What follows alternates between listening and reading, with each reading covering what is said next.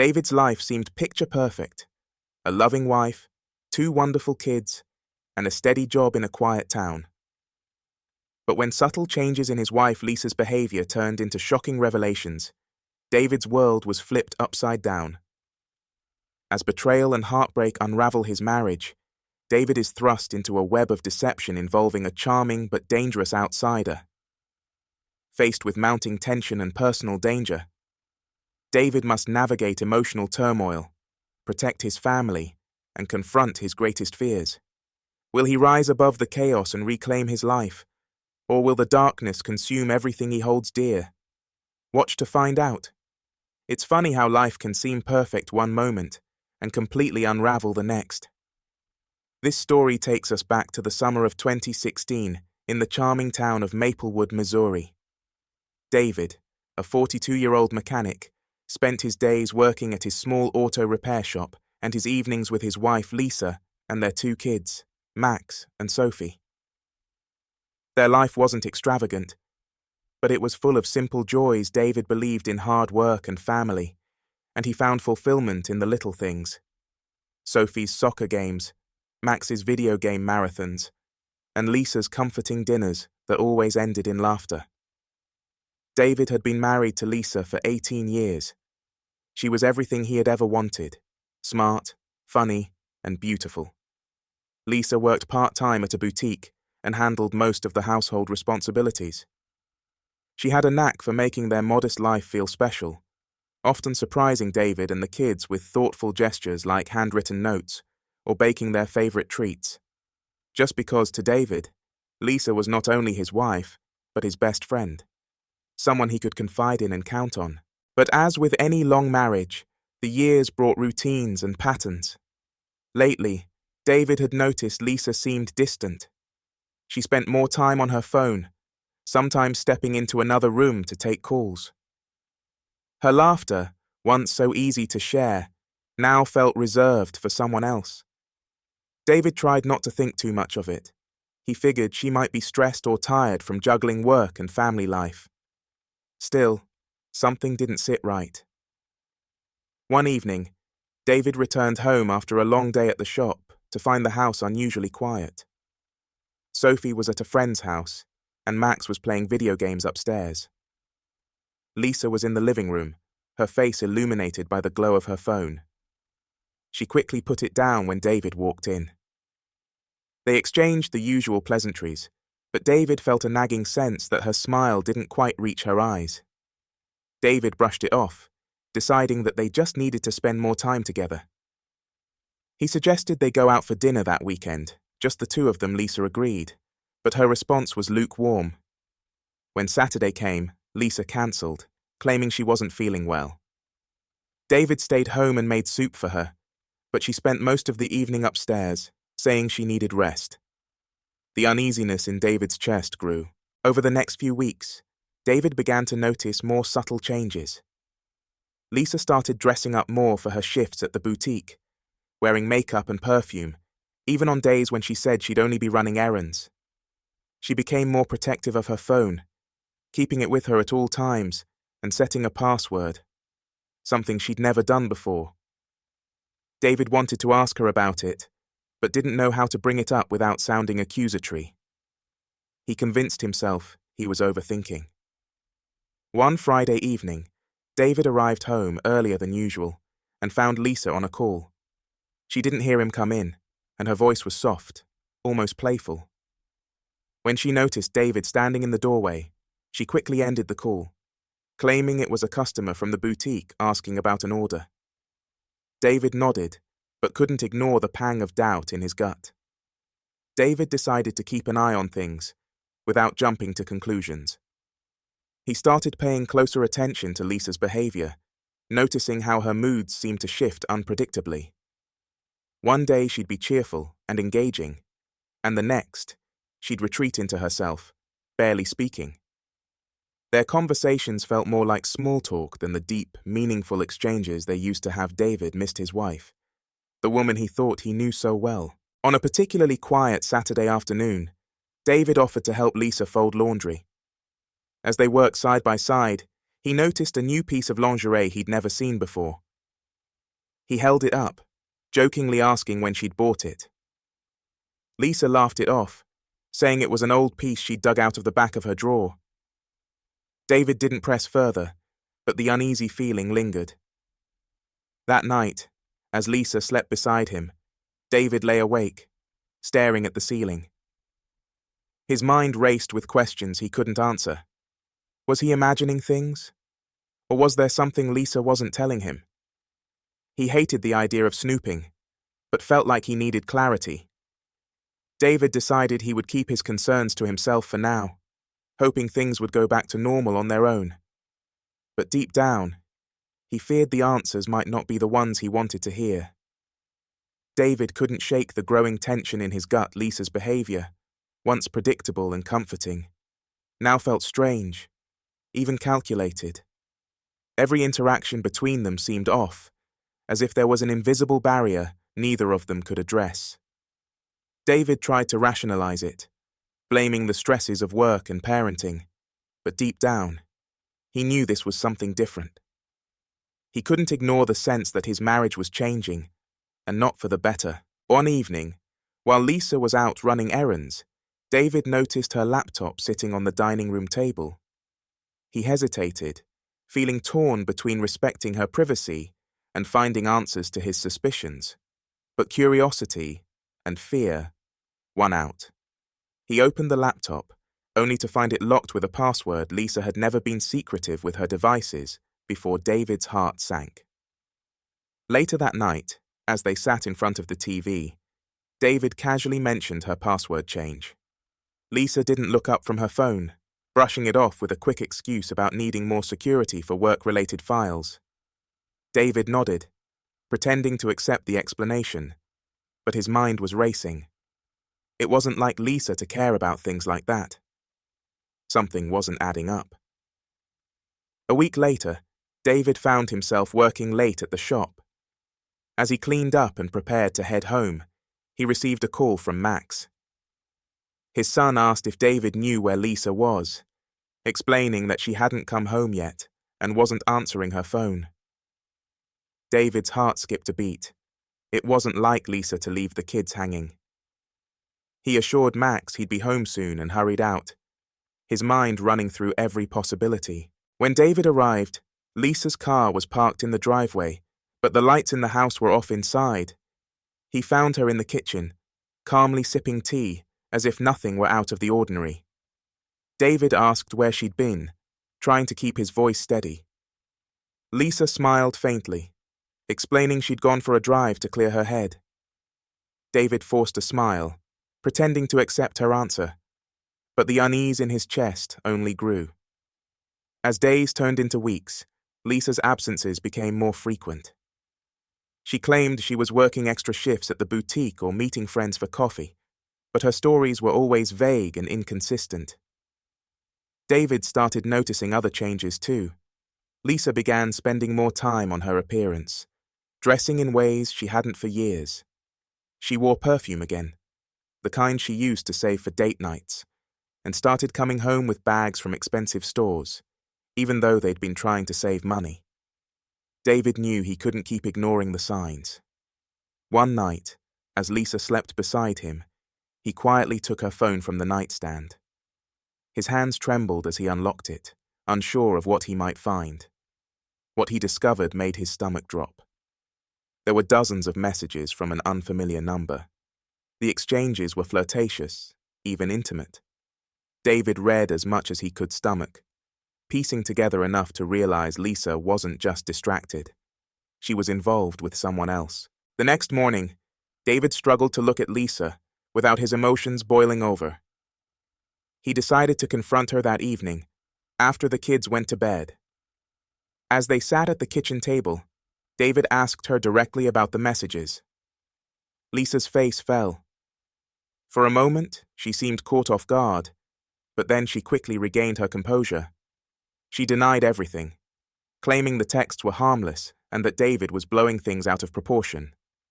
David wanted to believe her, but the evidence was too damning. He didn't push further that night, knowing it would only lead to more denials.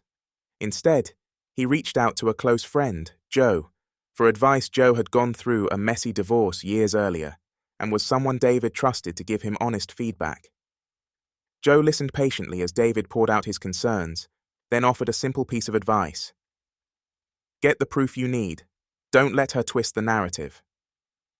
Taking Joe's advice, David decided to gather evidence before confronting Lisa again.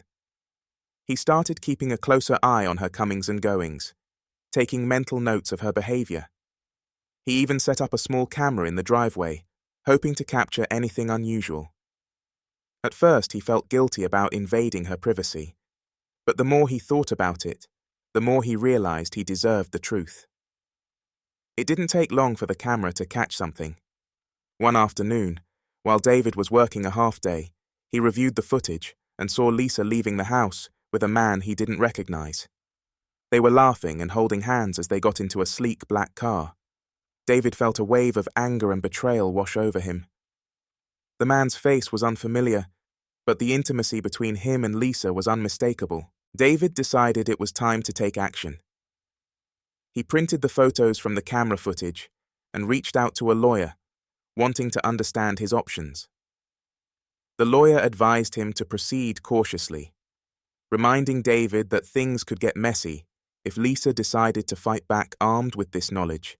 David began preparing himself for the confrontation he knew was inevitable. In the meantime, he continued to act as if everything was normal. He didn't want Lisa to suspect he knew the truth. But the weight of his discovery made every interaction with her feel hollow. When she smiled at him, he couldn't help but wonder if it was genuine or just part of her cover.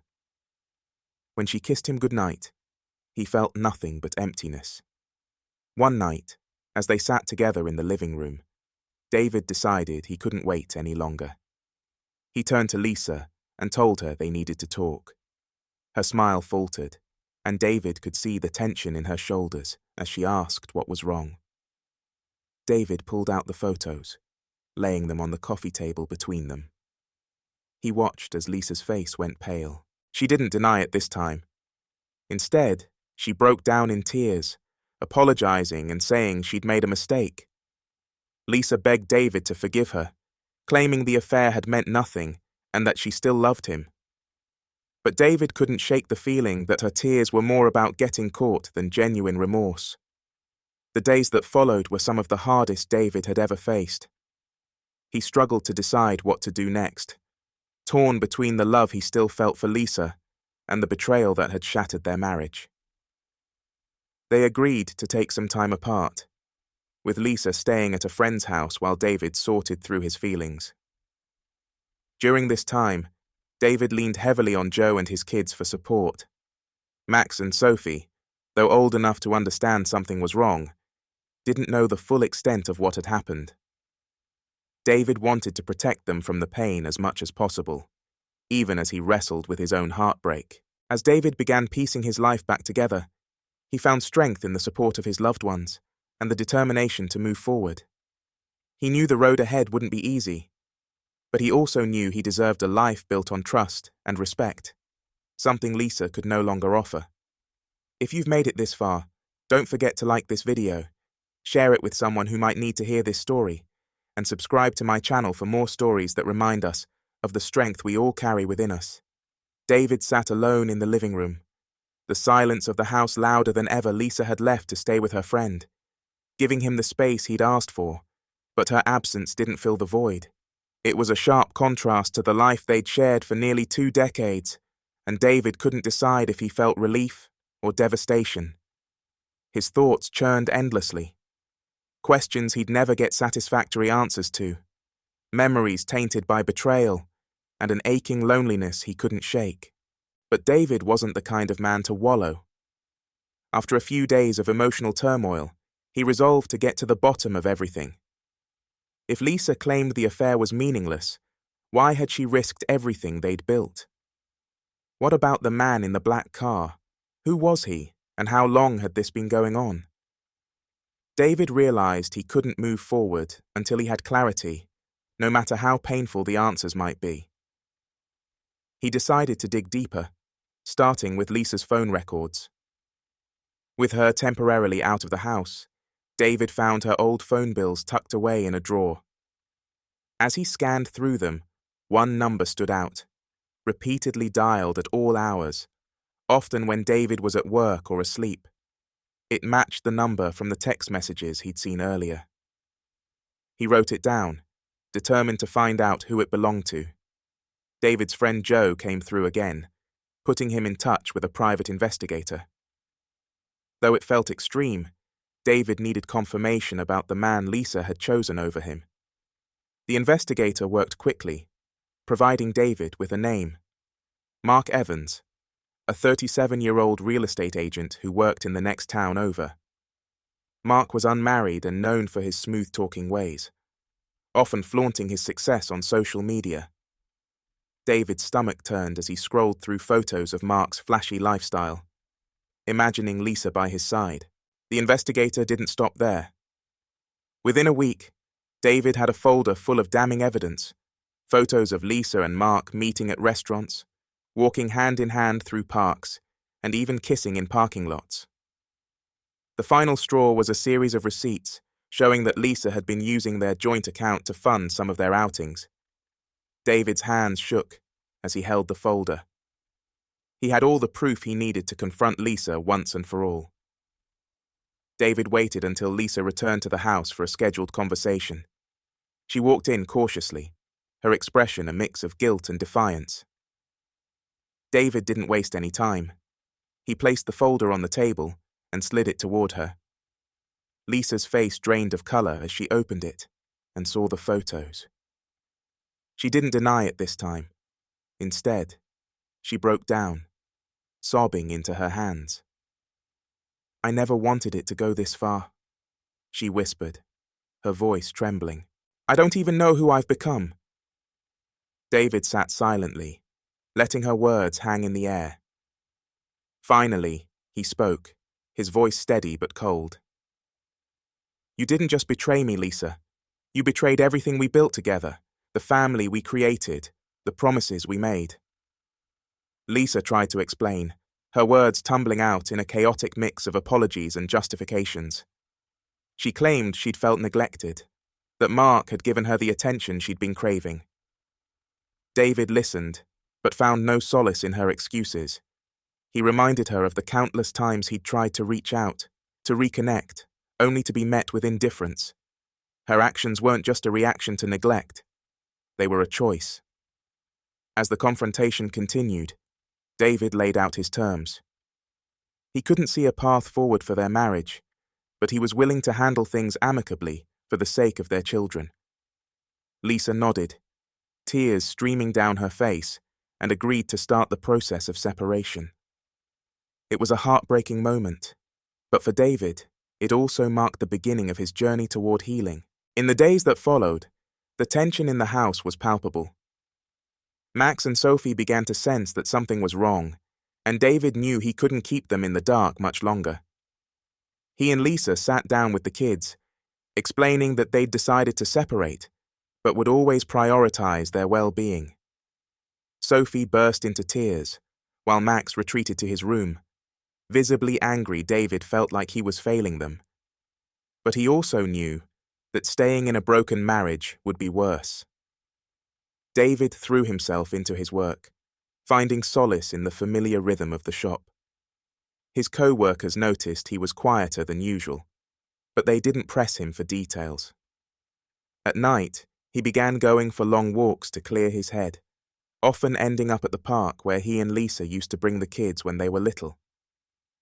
The memories were bittersweet, but they reminded him of the good times, moments he'd carry with him, even as he let go of the life he'd known.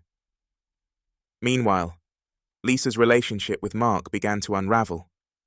Without the secrecy and thrill of sneaking around, the cracks in their connection became glaringly obvious. Mark's charm quickly wore thin, and Lisa found herself feeling more alone than ever. She reached out to David several times, hoping to mend their relationship, but David remained firm in his decision. He couldn't trust her anymore, and without trust, there was no foundation to rebuild on. One evening, as David sat on the porch watching the sunset, he received an unexpected call. It was Lisa, her voice shaky and full of regret. She admitted that she'd ended things with Mark and wanted to take responsibility for the damage she'd caused. She asked if there was any chance for forgiveness, for them to start over. David closed his eyes, feeling a mix of anger and sadness. He told her the truth. He could forgive her for her mistakes, but he couldn't forget. Their relationship would never be the same, and trying to force it would only cause more pain. The weeks turned into months, and David began to find a new sense of stability. He leaned on his support system, including Joe and a local men's group he'd joined for people going through similar struggles. Max and Sophie slowly adjusted to the new normal, though the wounds of their parents' separation were still fresh. David made it a point to spend as much time with them as possible, focusing on creating new memories and traditions. One day, while working on a customer's car, David received a handwritten note from Max. It simply said, "Thank you for being strong for us." David felt a lump in his throat as he read it, realizing that despite the pain, he was doing something right.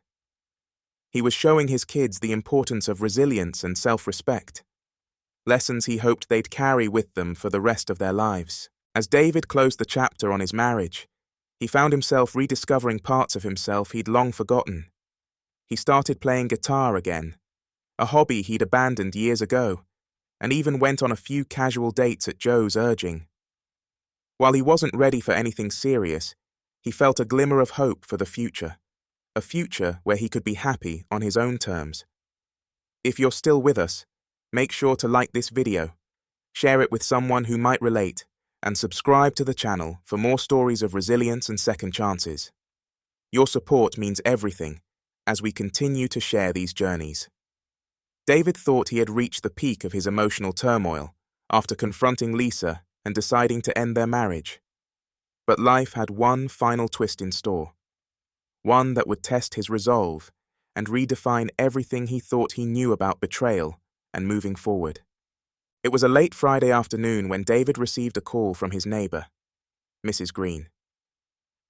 She lived a few houses down and often kept an eye on the neighborhood. Her voice was urgent, almost panicked, as she explained that she had seen Lisa's car parked in front of David's house, but she hadn't seen Lisa leave. David was puzzled. Lisa no longer had access to the house since they'd started the separation process. What could she possibly want? David rushed home, his mind racing with possibilities. When he pulled into the driveway, his heart sank. Lisa's car was there, and the front door was slightly ajar. He stepped inside cautiously, calling her name, but there was no response. Moving through the house, he found Lisa sitting in the living room, clutching a stack of papers. Her face was pale, her hands trembling. David's first instinct was anger. "Lisa, what are you doing here? You can't just let yourself in," he said, his tone sharper than he intended. Lisa looked up, her eyes red and swollen. "David, I need to talk to you," she whispered. "It's about Mark." The mention of Mark's name was like a slap in the face. David's temper flared. "What about him? Haven't you caused enough damage already?" he snapped. Lisa took a deep breath, struggling to compose herself. "David, please just listen to me. He's not who I thought he was. I think he's dangerous." David's anger turned to confusion. "Dangerous? What are you talking about?" Lisa hesitated, then handed David the papers she'd been holding. They were financial statements, showing significant withdrawals and transfers from her personal account. Lisa explained that Mark had convinced her to invest in a business opportunity, promising huge returns. But when she tried to get her money back, Mark had disappeared, along with thousands of dollars. David couldn't believe what he was hearing. "So now you want my help?" he asked, incredulous. "After everything you've done?" Lisa nodded, tears streaming down her face. "I know I don't deserve it, but I didn't know who else to turn to. He's been sending me threatening messages, David. I'm scared." Despite his anger, David felt a pang of sympathy. Lisa looked genuinely terrified, and as much as he wanted to walk away, he couldn't ignore the danger she was in. He took the papers and scanned them, his mechanic's mind quickly piecing together the situation. Mark hadn't just manipulated Lisa emotionally, he'd scammed her financially. David's protective instincts kicked in. "Have you gone to the police?" he asked. Lisa shook her head. "I was too ashamed. I didn't want them to know, to judge me." David sighed, his frustration mingled with a sense of responsibility. "You need to report this. If he's done this to you, he's probably done it to others. I'll help you, but only because it's the right thing to do. Not because I owe you anything." Lisa nodded, grateful for even a shred of his support. Together, they gathered the evidence and went to the police station. The officers took Lisa's statement seriously, explaining that they'd been investigating Mark for similar scams across the county. It was a small comfort to Lisa, but it didn't erase the damage he'd done. As they left the station, David felt a strange mix of emotions. Helping Lisa had reopened old wounds, but it had also reminded him of the man he wanted to be. Someone who stood up for what was right, even when it was hard. The following weeks brought unexpected changes. Lisa, humbled by the ordeal, began to take responsibility for her actions. She apologized to David again, this time with a sincerity that felt different. "I don't expect you to forgive me," she said one evening, "but I hope you know how much I regret hurting you." David appreciated her words, though they didn't change his decision. He knew they couldn't go back to the way things were, but he also saw a glimmer of hope that they could co-parent amicably for Max and Sophie's sake. Meanwhile, David found himself drawn to a sense of purpose he hadn't felt in years. He threw himself into his work, expanding his shop and hiring a young apprentice. He also started volunteering at a local youth center, teaching kids basic car maintenance skills. It was a way to give back, but it also gave him a renewed sense of fulfillment. One evening, as David was locking up the shop, Joe stopped by with an unexpected proposal. "There's a charity gala next weekend," Joe said. "I've got an extra ticket. Come with me. It'll be good for you to get out and meet people." David hesitated. The thought of attending a social event felt overwhelming, but Joe was persistent. "Come on, man. You've spent enough time wallowing. It's time to live a little." Reluctantly, David agreed. The night of the gala, he found himself in a suit for the first time in years, feeling out of place among the elegant crowd. But as the evening went on, he started to relax. He even struck up a conversation with a woman named Emily, a schoolteacher with a warm smile and a quick wit. They talked for hours, sharing stories and laughter, and for the first time in months, David felt a spark of genuine happiness. As the night came to an end, Emily handed him her number. "Call me sometime," she said, her smile lingering as she walked away. David watched her leave, feeling a mix of excitement and nervousness. He wasn't sure where this new chapter would lead, but for the first time, he felt ready to find out.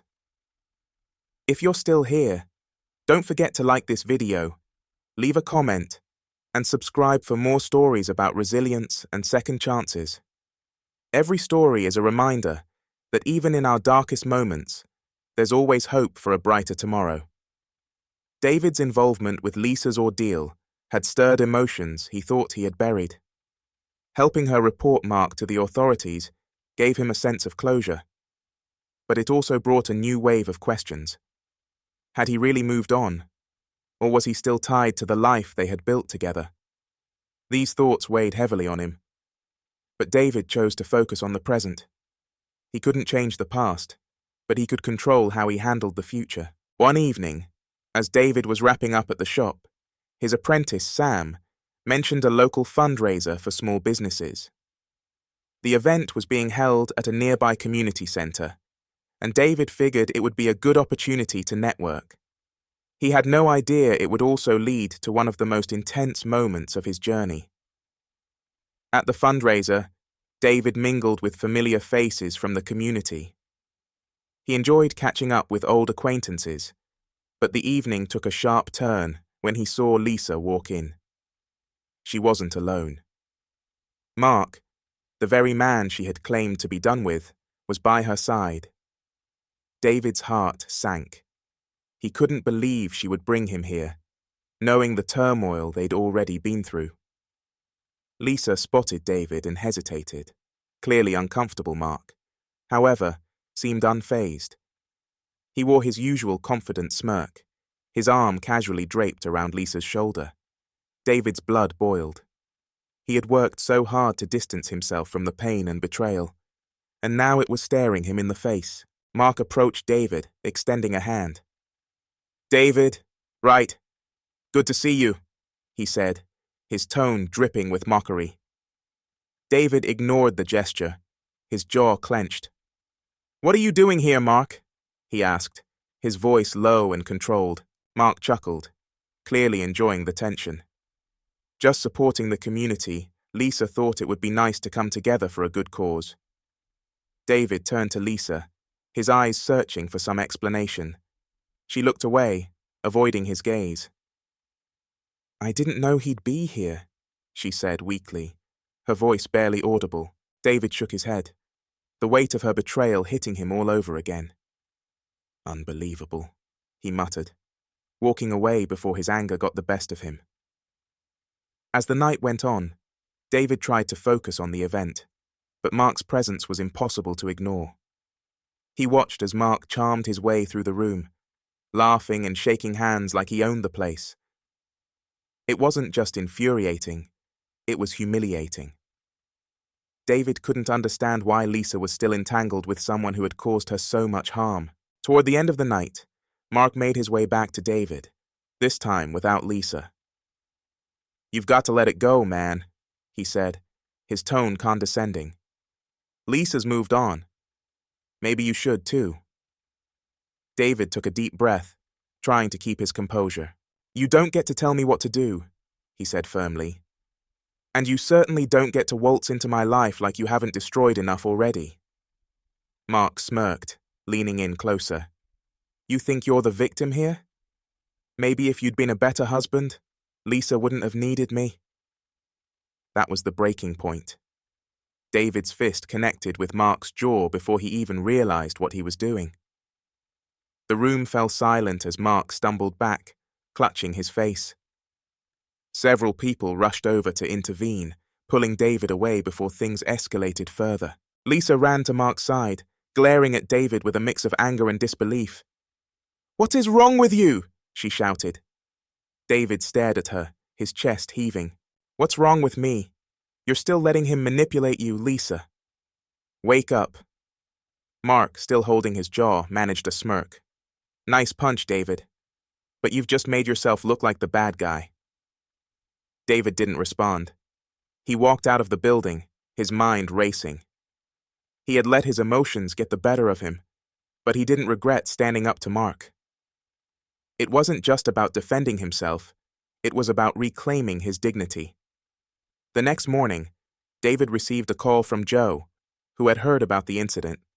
"You okay, man?" Joe asked. David sighed. "I don't know, I feel like I lost control." Joe chuckled. "Sometimes you've got to let it out.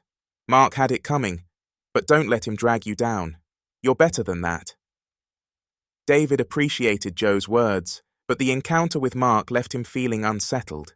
He realized he couldn't truly move on until he confronted the lingering pain head-on. That meant not only dealing with his feelings about Lisa, but also re-evaluating what he wanted for his future.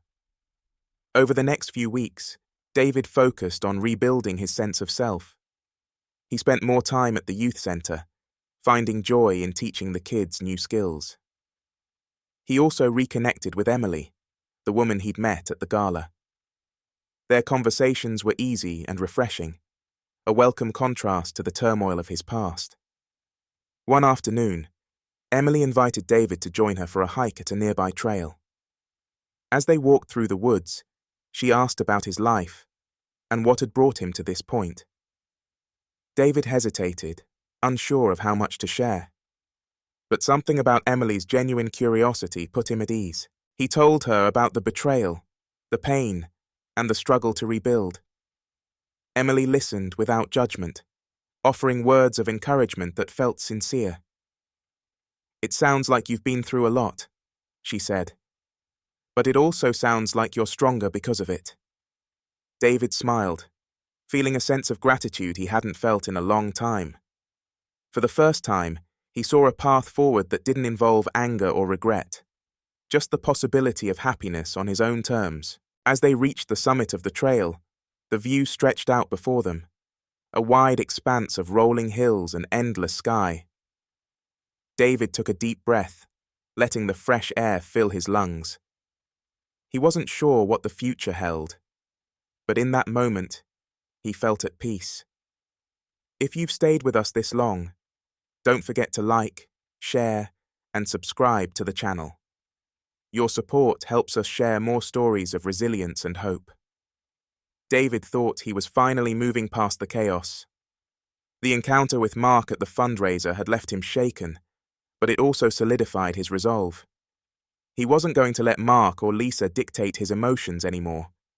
He threw himself into work and his budding friendship with Emily, using these as anchors to keep him grounded.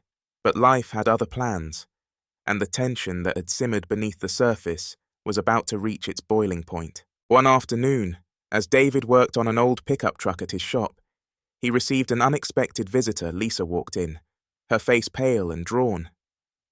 David straightened, wiping his hands on a rag as he approached her. "What are you doing here, Lisa?" he asked, his tone guarded. Lisa hesitated, glancing around nervously. "I need to talk to you," she said, her voice barely above a whisper. David crossed his arms, unsure of what to expect. "I thought we said everything we needed to," he replied. Lisa shook her head, her eyes filling with tears. "It's about Mark. He's not who I thought he was, David. I think I'm in real trouble." David's initial instinct was skepticism. Lisa's history with Mark had been a source of nothing but pain and betrayal. But as she began to explain, he saw genuine fear in her eyes. She told him that Mark had become increasingly erratic, demanding more money and threatening her when she refused. She revealed that he had access to some of her private information, and she was terrified he might use it against her. David listened, his anger toward Mark reigniting. "Lisa, why didn't you come to me sooner?" he asked, frustration and concern mingling in his voice. Lisa looked down, ashamed. "I thought I could handle it. I didn't want to drag you into this after everything I've already done." David sighed, running a hand through his hair. Despite everything, he couldn't ignore her plea for help. Mark wasn't just a threat to Lisa. He was a threat to anyone he could manipulate. "Okay," David said finally. "We need to go to the police." Lisa shook her head vehemently. "I can't. What if they don't believe me? What if he finds out?" David placed a hand on her shoulder, his voice firm. "Lisa, you can't let fear control you. He's counting on you to stay silent. The only way to stop him is to expose him." Lisa nodded reluctantly, agreeing to let David accompany her to the police station. The officers took her statement seriously, especially when she presented the messages and financial records as evidence. They assured her they would investigate and keep her informed. But the process left Lisa visibly shaken. After leaving the station, David took Lisa to a nearby diner for coffee. They sat in silence for a while, the weight of the situation hanging between them. Finally, Lisa spoke. "Thank you, David. I don't deserve your help, but I'm grateful." David looked at her, his expression softening. "Lisa, this isn't about what you deserve. It's about doing what's right." Over the next few days, the tension only grew. Lisa stayed with a friend for safety, while David kept his phone close, waiting for updates from the police. The waiting was agonizing, and every unexpected noise or shadow felt like a potential threat. David couldn't shake the feeling that Mark wouldn't go down without a fight. That feeling was confirmed one evening when David returned home to find his front door slightly ajar. His heart raced as he stepped inside, his instincts on high alert. The living room was untouched, but as he moved through the house, he noticed signs of a struggle in the kitchen. A chair overturned, a glass shattered on the floor. David's stomach dropped when he saw a note pinned to the fridge with a knife. The message was short but chilling. "Stay out of this, or you'll regret it." David called the police immediately, reporting the break-in and the threat. The officers assured him they would increase patrols in the area, but David couldn't shake the fear that Mark was escalating. He called Lisa to warn her, and she broke down in tears, terrified that her actions had put David in danger. The next day, David met with Joe to share what had happened. Joe, ever the loyal friend, offered to stay with David for a few nights. "You shouldn't be alone right now," Joe said. "Mark's not just a con man. He's a coward, but cowards can be dangerous." David was grateful for the support, but the stress was taking its toll. He barely slept, his mind racing with worst-case scenarios. He couldn't stop thinking about Max and Sophie, who were staying with their grandmother during the separation. The thought of Mark going after them was unbearable. The breaking point came 2 days later, when David received a call from Lisa. Her voice was frantic. "David, he's here, he found me." David's heart pounded as Lisa explained that Mark had shown up at her friend's house, demanding to see her. She had locked herself in a bathroom and called the police, but she didn't know if they would arrive in time. David didn't hesitate. He jumped in his truck and sped toward the address Lisa had given him, his thoughts a blur of fear and determination. When David arrived, he saw Mark's car parked haphazardly in the driveway. He approached cautiously, his fists clenched. As he reached the front door, it burst open, and Mark stepped out, his expression twisted with anger. "What are you doing here?" Mark snarled. David didn't flinch. "Let her go, Mark, it's over." Mark laughed bitterly. "You think you're the hero in all this? You're just a washed-up mechanic trying to play the good guy." David's temper flared, but he kept his voice steady. "This isn't about me. It's about you and the damage you've done. The police are on their way, Mark. You can either walk away now, or you can deal with them." Mark hesitated, his bravado faltering. But before he could respond, the sound of sirens pierced the air. Mark cursed under his breath, glancing around like a cornered animal. "This isn't over," he muttered, before shoving past David and fleeing to his car. The police arrived moments later, taking statements from David and Lisa. Though Mark had escaped for the time being, the officers assured them they were closing in. David felt a wave of relief knowing that Lisa was safe, but he also knew the fight wasn't over. That night, as David sat on his porch with Joe, he reflected on everything that had happened.